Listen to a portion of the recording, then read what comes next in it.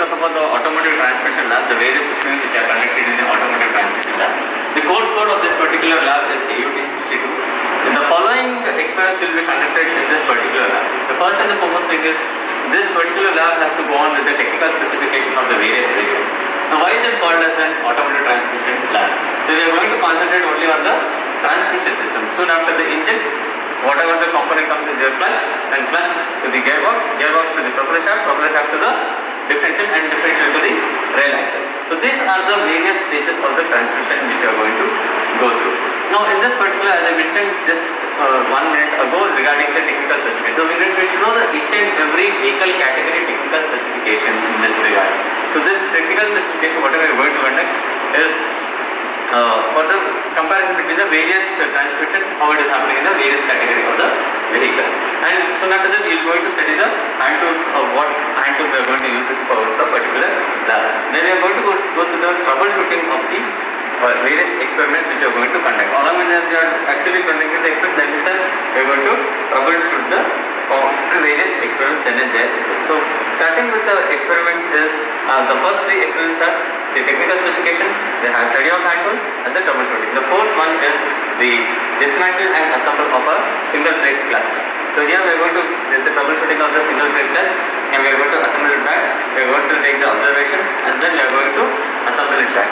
Then comes the dismantle and assemble of gearbox unit. Okay, we are having a constant mesh gearbox where we are going to dismantle each and every component of the gearbox. The driving gear, then supporting gears, then the driven gears, the lay shaft gears. We are going to find the number of teeth on the various gears. We are going to find the gear ratios of the various gears, and then finally we are going to obtain what is the output of the gearbox. And soon after the gearbox, it is connected to the propeller shaft. So what is the propeller shaft rolling is and wobbling of propeller shaft. All these things are considered in the propeller shaft.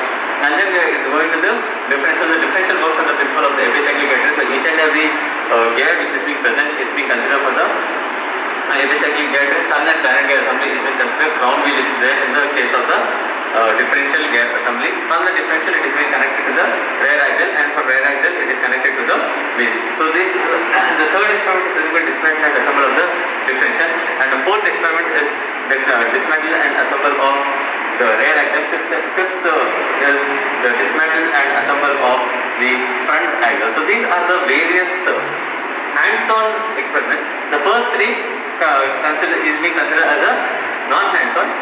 Whatever the 1, 2, 3, 4 which I have mentioned is nothing but the hands-on experiments. Then after that, we are going to sketch the various door mechanisms and the seating layout of the commercial vehicle or a passenger vehicle. So these are the set of experiments which are included in the automotive transmission lab. So we are going to conduct the experiment called as gearbox, dismantle and assemble of gearbox now in another 2 minutes. Today we are going to conduct the experiment on the dismantle and assemble of the gearbox. So what is the aim of the experiment? To determine the various gear ratios and the number of teeth on the given gearbox by dismantling, and again after taking the observation, assembling it. So what are the components required? The components required here is a constant mesh gearbox. So there are basically 3 types of gearboxes which are manually used. The one is the sliding mesh gearbox, second one is the constant mesh gearbox, and the third one is the synchro mesh gearbox. So for the purpose of this particular experiment, we are going to use the constant mesh gearbox, and this is being taken up from the Ashok Leyland vehicle. Okay, this is a gearbox unit of an Ashok Leyland bus. Okay. So what are the various tools that we are going to use? We are going to use the tools, the hammer, we are going to use the tape, the cutting plier, outside caliper, inside caliper, then open end spanner, ring spanner, vernier caliper, feeler gauges, and we are going to use the socket box units for the dismantling and assembling of the given gearbox. So now whatever we have seen is an exploded view of the gearbox unit. So what exactly, how exactly is going to function? So this is your selector mechanism. So here in this selector mechanism, these are the selector forks and these are the selector rods, and this particular case is going to go to the idler gear. So here for the reverse gear we are having a separate selector, but for the remaining gears we are having the 2 gears is being considered for the 1 selector. So this is how your gearbox tends to function.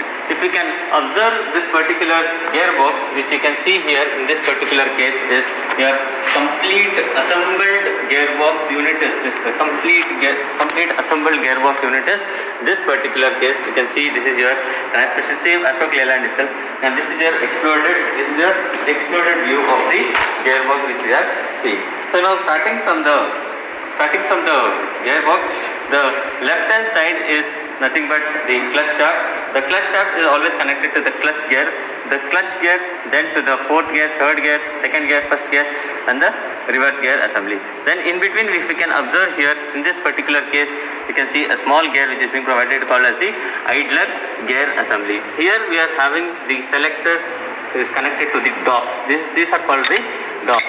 So when these docks are kept in the position, this is called as a neutral. So that the docks are not engaged to any gears when you are getting the neutral position. So whenever your docks are engaged to the particular gears onto the sleeves, it is called as the particular gears which is engaged. So how does this drive goes to it? So this is called as the main shaft, and the lower one is called as the lay shaft. This is called as the lay shaft, and this is called as the main shaft.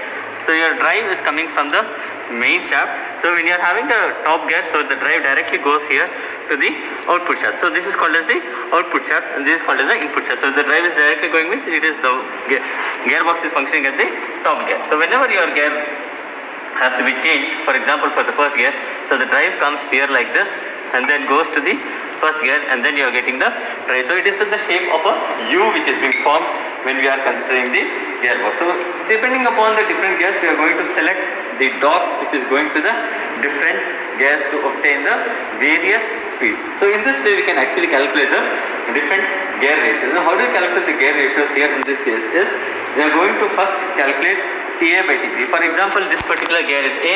The one which is connected to the A is called as B in the lay shaft. Then if you consider this as your D, the one which is connected in the lay shaft is called as C.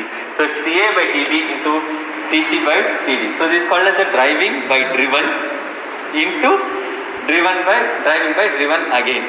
So it is TA by TB into TD by TC. So this is your gear ratio calculation, for example for gear 1. So similarly for gear 2, gear 3, gear 4, gear 5, it goes on increases since we are doing it. And for reverse gear ratio, we are using the number of teeth in the idler gear assembly.